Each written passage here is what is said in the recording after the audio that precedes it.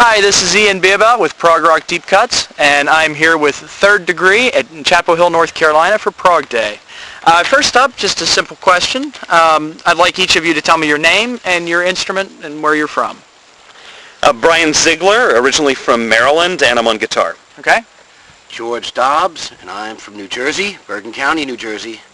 Vocalist. And I'm a vocalist. And I play keyboards. And I used to play bass. Rob Durham, drums from New Jersey. Okay? And Robert James Pashman, bass, extra keyboards, and backup vocals. All right. So what are your individual influences as musicians, would you say? Individuals who have influenced? Yeah, something like that.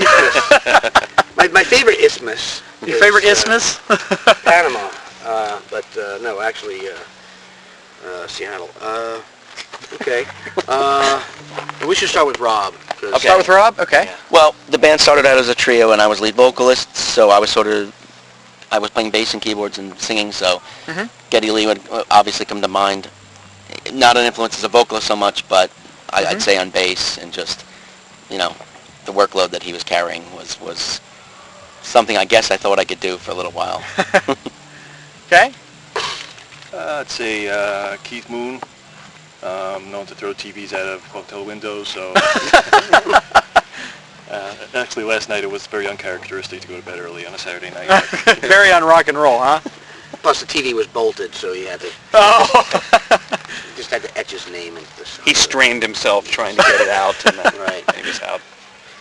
So, obviously,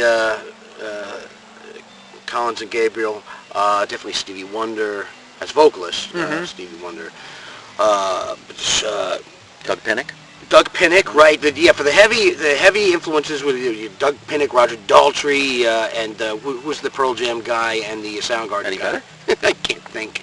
Oh, Yes, Chris there you go. Cornell. Chris Cornell and Eddie. Yeah, there's definitely some of that comes into play. John Martin, Andy Partridge, XTC. Oh, yeah. My playing influences are a little different than my writing ones. From a writing perspective, I come from more of the Frank Zappa, Oh, yeah. Mike Keneally, Mr. Bungle school. Oh, nice. As a player, I think I'm a little more straightforward. Gilmore, Ty Tabor for sure, and if I'm feeling particularly jaunty that day, a little bit of Vernon Reid. Okay. Nice. So how was the show last night? The show was good. It was good. It was fun playing with this guy for the first time live in the Dog's Age. Rob the drummer. Yeah, this is Robert Durham. Oh, you're the original He's the drummer? original drummer. Yeah. He is our Bill Bruford. It gets confusing Oh, yeah. because the drummer's the only thin guy in the band at the moment, and they both have like goatees or what have you, so there you go. Yeah, it's a physical instrument, so it keeps in good shape. And they're both Scientologists. So. So the name 3RDegree, where did that originate? And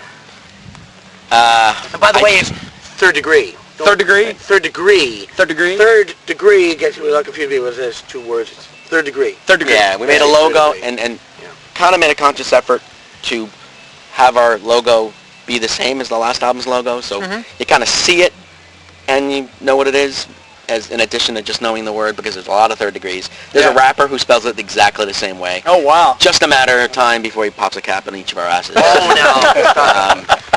So I was thinking, just a matter of time before we do, the Sting thing. What was it? I thought we were going to do Bring the Noise in 7. Bring the Noise in 7. There you go.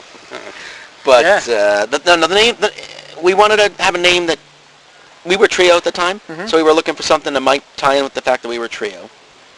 And something that showed intenseness, like a 3RD burn, so we were like 3RD, getting the 3RD, etc. Right. And if I could do it again, I probably would have gone with something more original, if only because we did not see the internet in 1990. Oh, yeah. So you do a lot of promotional work for the band. Tell me what that entails exactly. Just staying on top of the social networking and talking to the people I need to talk to make certain things happen, getting shows and different things. And I make the little JPEGs of if we're doing a show, I'll come up with some little clever thing to promote the show and that kind of stuff. And I'm just the guy that gets the emails and stuff. So you guys have been around for a while. How has the promotional aspect of things changed over the years, especially with the internet and that sort of thing? Yeah, I mean that's it. We came out with our second album April '96. We broke up January '97. I mean, it was just we were playing all the time. On our website you could see the list of our shows. I mean, we were busy as hell. New York, New Jersey, Long Island, all around the tri-state area. And it just, we didn't know what we were doing. We were just playing and playing and playing. And Just opening for U2 cover bands. Yeah, and other things. It's like Prog Day had started, I think, in 95. 95, yeah. So that would have been through 2 Prog Days that happened during our existence, and we had no idea. The only thing we really knew about was a Progression magazine. We were on top of that. We sort of got reviews there. Oh, good. They came to a few things, and I used to get together with other prog bands and set up shows.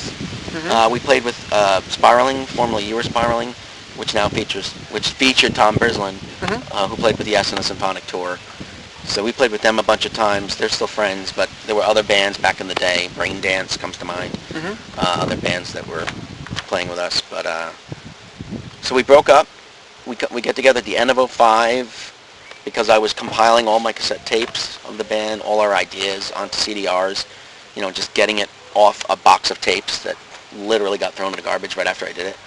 And, it made me say, wow, I was listening to it, obviously, and I was thinking, wow, this stuff's pretty good. And I was still in touch with Pat, the guitarist and principal writer, and we got together over some beers in New York City with Rob and said, Rob, what do you think? You want to play again? He said, yeah, sure, let's do something. And the next thing out of his mouth was, are we going to write new stuff? And we're like, okay. Because we had so many good ideas. So the next album, Narrowcaster, our comeback album, literally was 50 to 60% old ideas mixed with new lyrics, new ideas, and probably 3 completely fresh songs that did not take from any old ideas. So. But I believe the question was, how is promotion changed? Sorry, yeah. Promotion, Answer the question. The internet That's allowed. the question you want He's to a answer. politician at heart. The internet the internet allowed, people to know everything that was happening with us, Incoherent ramblings. We tried to connect with some of our former fans via the internet, and some people still pop in and say, "Oh, I remember you guys used to sell cassettes outside the King's X and Marillion and Rush shows, man. We used to sell, and this is promotion, 2-song cassettes for $1, maybe even 75 cents. Whatever anybody had in their pocket, just so we wouldn't completely lose out, whatever. And we would mass produce hundreds of cassettes and show up in the parking lots. And George got arrested at the Meadowlands once. I didn't get arrested. No, got detained. I had to sign something. Sign something that I will never go to Continental Airlines Arena ever again. For trying to either thought I was selling bootlegs or something. At the time, people Maybe found if I had been selling bootlegs, then I would have gotten in trouble. But if I was, it was just us. Yeah, right. It was a little semi-groundbreaking at the time to just do that. A few years later, it would have been CDRs probably. We would have been handing people. And if you go to Times Square, there's like a lot of rap artists just standing there, like, buy my CDR. And again, it's pretty cheap. It's just a few bucks or whatever. So, yeah, it felt like a trailblazer in that regard, I guess. So tell me about your new album. What is The Long Division? What is The Long Division? Again, I defer to Robert. Really? I don't know. We found the album was getting political or apolitical. We were sort of putting a pox on everybody's houses and political parties in general, and just not buying into the fact that you have to decide one of 2 ways. What if you believe in the fiscal policies of one party and the social of the other, or vice versa? Well, you're just talking really about one song. I mean, it's really a mise en scène. I'd like to say it's a mise en scène. Is that how you say it? Mise en scène? Mise en scène. Mise en I thought it scène. was French, but I don't know. Let go ask Christopher Godin. Yeah, we can talk to them. Yeah. Or Meriador.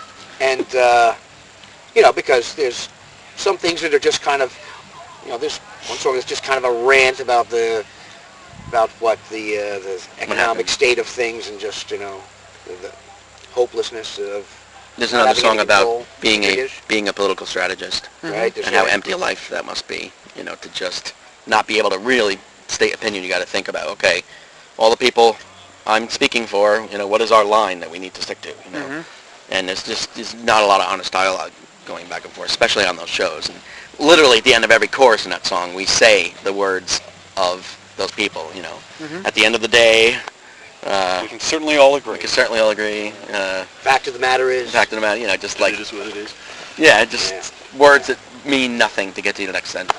Get you to the next sentence. You know? And which song is that for those who may not know? that's incoherent rambling. Oh, okay. Yeah. Yeah, one of my favorite tracks on the record, actually. Thank you. Well, I want to thank you for joining me. Right. That's all for now. Ian? Thank you very much. All right.